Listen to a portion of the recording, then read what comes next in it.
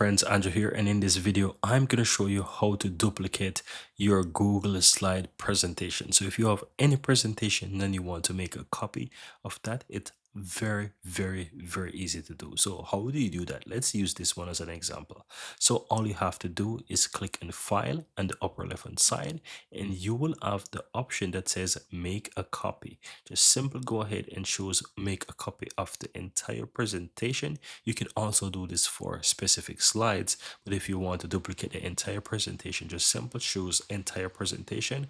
Once you do that, you get a pop-up. You can give it a name. So let's say I want to call this slide prezi 2. I can go ahead and I can say slide prezi 2 or slide prez 2, and guess what, it's going to be on the drive. It's going to be in the same era. Just simply go ahead and click on make a copy, and it's going to make a copy of that presentation. And as you can see, I have a separate version of that document, and as you can see, there is both. And if you go back to the home slides here, you will see that if you're on the home dashboard of Google Slides, you have the two versions available.